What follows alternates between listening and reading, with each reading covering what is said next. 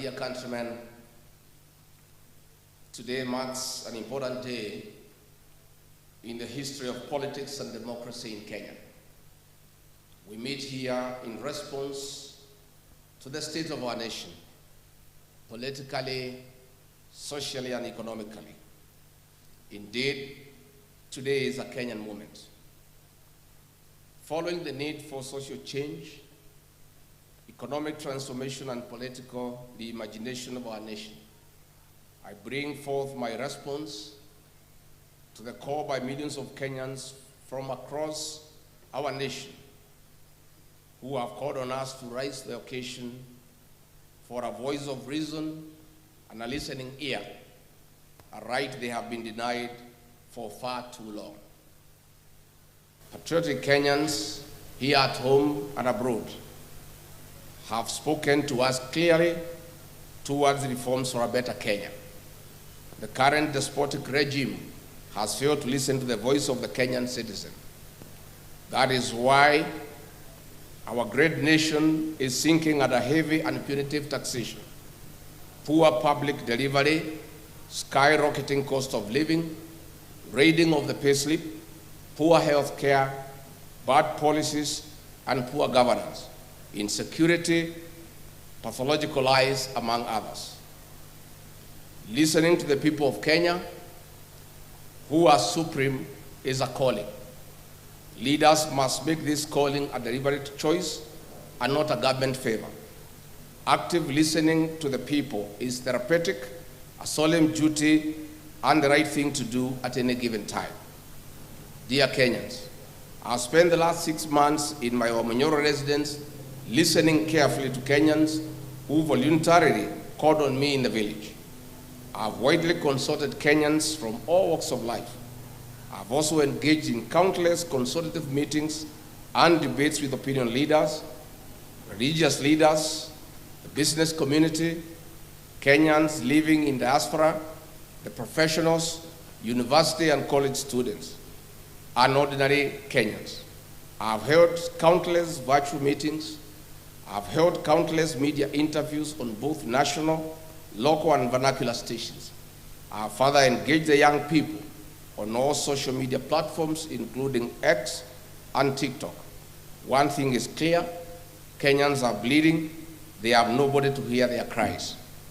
Kenyans have confidently told us that the socio-economic and political problems we face today as a people are as a result of leaders not listening to them. Kenyans have told us that they want to actively participate in the leadership and governance of their country. Kenyans have boldly told us that they have solutions to the problems we face today. Kenyans have told us that their aspirations and their hope as a people, united under one nation, is under serious threat.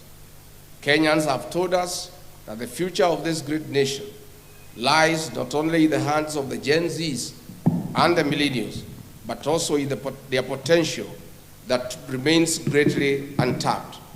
They are knowledgeable, they are creative, and they are harmless, patriotic sons and daughters of our nation, whose one of their major demands is to be listened to and included in leadership. That is why today, among the top officials we unveil here, we have many of them who are millennials and Gen Zs to lead our party. Like-minded Kenyans have spoken to us and told us that they are tired of corruption. They are tired of abductions and extrajudicial killings. They are tired of state capture. They are tired of organized and state crime and violence. Kenyans have told us that they need a peaceful nation where the rule of law is respected, where education system is working, and where health care is not a privilege but a right. Kenyans have told us that they need a nation that is respected at the international forum. Kenyans have told us that they want to be listened to.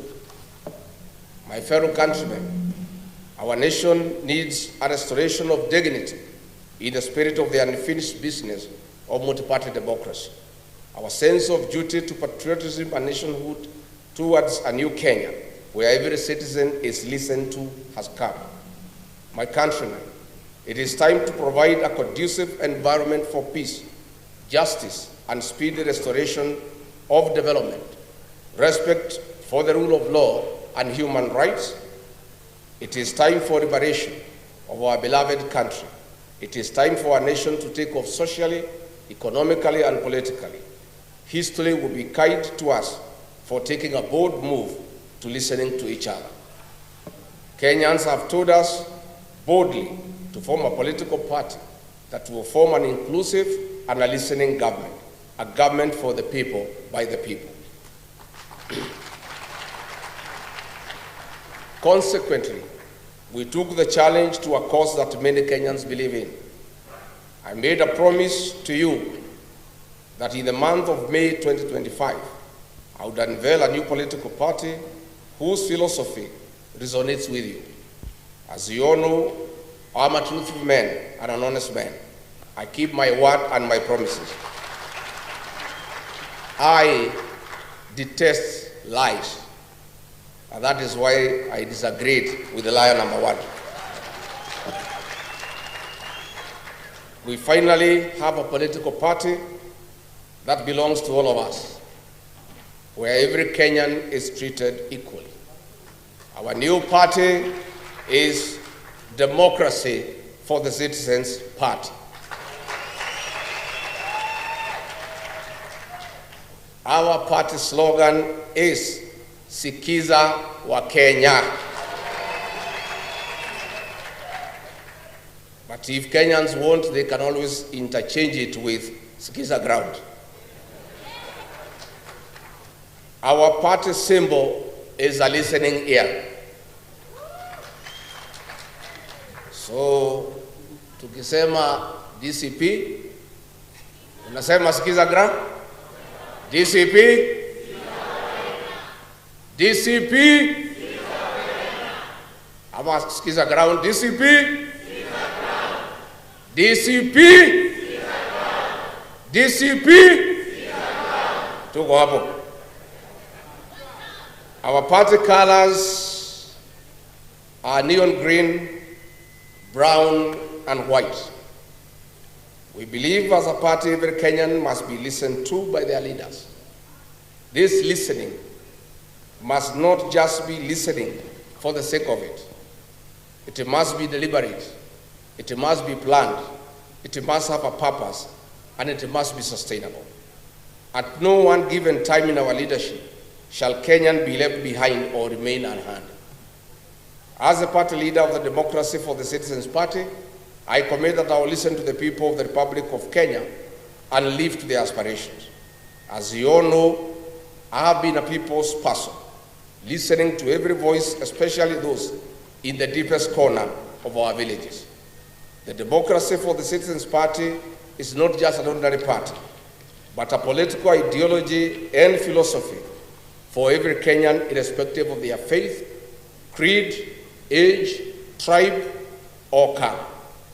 The Democracy for the Citizens Party serves as the biggest political movement of our time in Kenya since 1963. Under the guidance of the party's National Executive Council, I'll spend the next 2 years with the people of the Republic of Kenya, traveling to every corner of our country, to every village, listening to the people, to build one of the most formidable political movements since independence. It is after this we shall craft our manifesto based on your needs as the rightful people of this great nation. We, the DCP party, are committed to the respect of human rights and freedoms, integrity in leadership, rule of law, social justice and fairness, devolution of power and resources, equity, equality and inclusivity, unity in diversity, accountability and transparency, citizens' effective participation in governance and decision-making. In the ideals of democracy and good governance, our party structure is elaborate.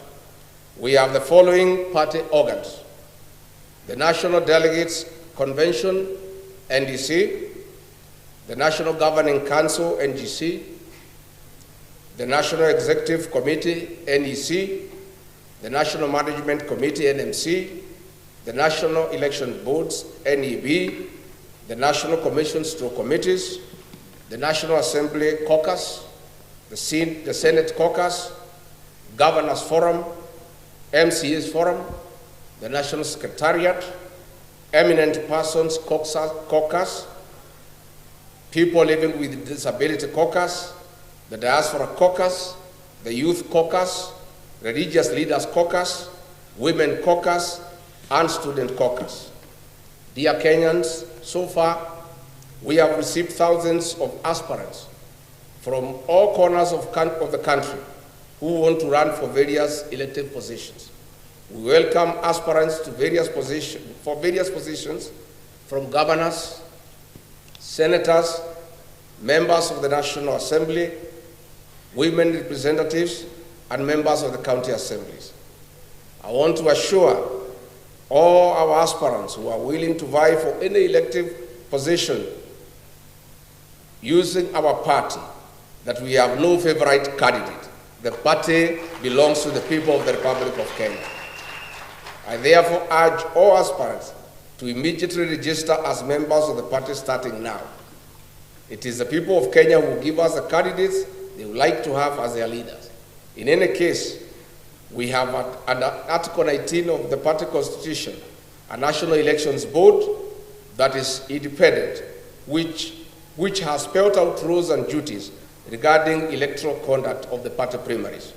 As such, the National Elections Board shall, in consultations with the National Executive Council, organize, coordinate, and supervise all party elections and nominations in accordance with the party nominations and election rules and procedures.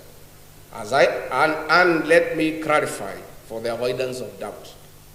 This party has no favorite candidate. This party has no provision for direct nomination. This party believes in let the people decide. And let me confirm also to the avoidance of doubt. I have many leaders who have stood with me in very difficult times, who have walked with me in my journey.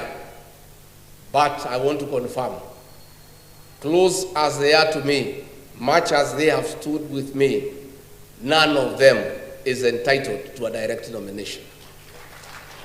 So I want to encourage everybody to be prepared to face each other in the party primaries. As I conclude, allow me to thank every Kenyan who believes in the call for patriotism, every Kenyan who believes that we, the people, deserve better every day, that we, the people, need to be respected, that we deserve better services, and that our taxes must count.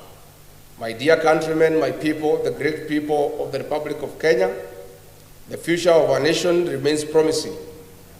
We'll stop at nothing as a people towards a better Kenya. I must, however, caution that those who think they can mess around with our country. Our message is clear. The people of Kenya have unfinished business with you. We have a date with you in August 2027. Finally, I wish to announce that the National Executive Council of the Democracy for the Citizens Party met on 5th of May 2025, and in accordance with the party constitution, Article 16(2), subsection 2, appointed the following interim party officials whose names have already been submitted to the Office of the Registrar of Political Parties for gazettement.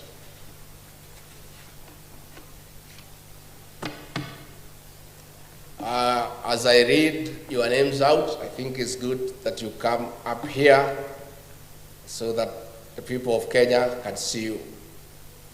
The Honorable Senator Cleophas Manana from Kakamega County as the interim deputy party leader.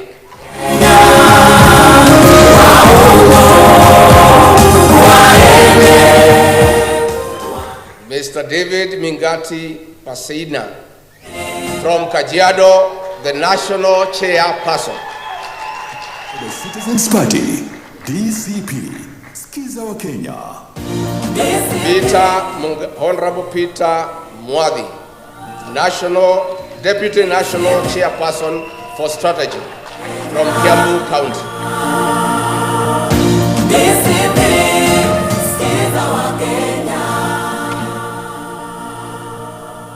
Gen Z